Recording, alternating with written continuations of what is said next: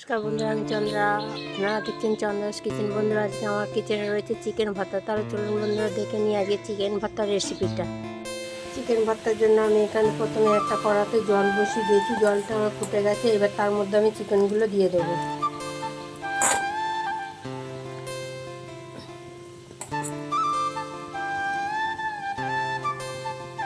ওই চিকেনের মধ্যে আমি দুটো লেবুর টুকরো দিয়ে দেবো, আর দেবো হাফ চামচ গোলমরিচের গুঁড়ো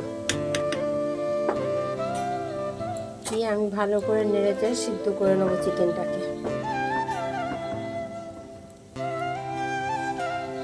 চিকেনটা সিদ্ধ করার মধ্যে আমি একটু লবণ দিয়ে দেবো। আমি এখানে অল্প করেই লবণটা দিলাম, হাফ চামচেরও কম। এবার আমি একটা চাপা দিয়ে দেবো। চিকেনটা আমার 10 মিনিট ম্যারিনেট করা হয়ে গেছে। এবার চিকেনটা আমি তুলে নেবো। চিকেনের জলটা ফেলবো না, জলটা আমি রেখে দেবো। আমি এবার একটা কড়াই বসিয়ে দিয়েছি। কড়াইতে আমি দিয়ে দেবো সাদা তেল। তেলটা গরম হলে আমি ওর মধ্যে দিয়ে দেবো রসুন কুচি। আমি এখানে রসুন কুচি করে নিয়েছি। 10টা রসুন নিয়েছিলাম। রসুনটাকে আমি কুচি করে তেলের মধ্যে দিয়ে দিলাম।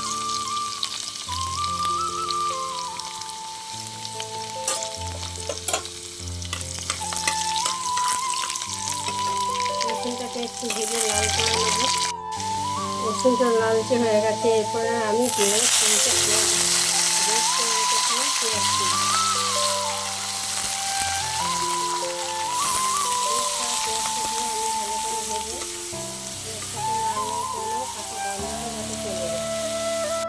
ভাজা হয়ে গেছে। এর মধ্যে দিয়ে দেবো আমি লঙ্কা কুচি আর আদা বাটা দিয়ে আবার আমি ভালো করে নেড়ে ভেজে নেব।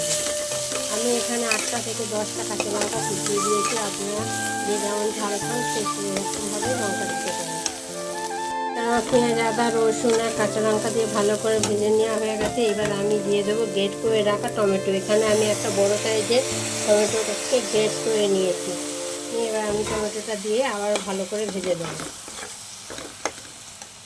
এখানে মশলাটা ভাজা হয়ে গেছে এবং তেল ছেড়ে গেছে। এর মধ্যে আমি দিয়ে দেবো 1 চিমটে হলুদ, আর দেবো ধনে জিরে গুঁড়ো হাফ চামচ। আর সেদ্ধ করার সময় যেহেতু আমি নুন দিয়েছিলাম, সেই জন্য আমি সামান্য পরিমাণে একটু নুন দেবো। আর দেবো 1 চামচ কাশ্মীরি লঙ্কার গুঁড়ো দিয়ে আমি আবারও ভালো করে মশলাটাকে নেড়ে চেড়ে কষিয়ে নেবো, ভেজে নেবো। আমি ম্যারিনেট করা চিকেনটাকে হাত দিয়ে এভাবে ম্যাশ করে নিয়েছি। এবার আমার মশলাটা কষানো হয়ে গেছে। চিকেনটা আমি মশলাটার মধ্যে দিয়ে দেবো। এখানে আমি 500 গ্রাম বোনলেস চিকেন নিয়েছি। দিয়ে আমার মশলাটার মধ্যে চিকেনটা দিয়ে আবারও ভালো করে কষিয়ে নেব। মাংসটা দিয়ে আমার খুব সুন্দরভাবে কষানো হয়ে গেছে। মাংসটা দিয়ে তেল ছেড়ে গেছে। এবার আমি যে মাংসটাকে সিদ্ধ করার সময় সেই জলটা রেখেছিলাম, সেই জলটা আমি এবার দিয়ে দেবো।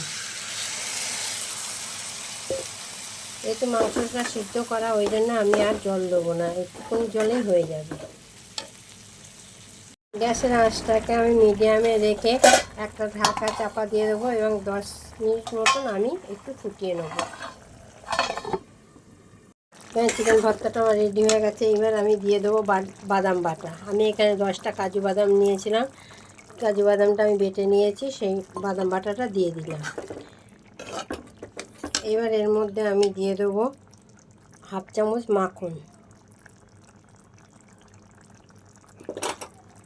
এবার আমি ওপর থেকে দিয়ে দেবো ফেস ক্রিম। আমি এখানে 2 চামচ মতন ফেস ক্রিম দিয়ে দিলাম। দিয়ে আবারও নেড়েচেড়ে ভালো করে নেড়েচেড়ে নেব।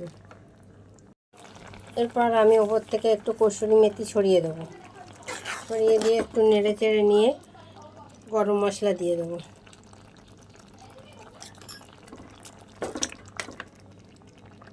সবার শেষে আমি ওপর থেকে ধনেপাতা কুচি দিয়ে নেড়ে নামিয়ে নেব।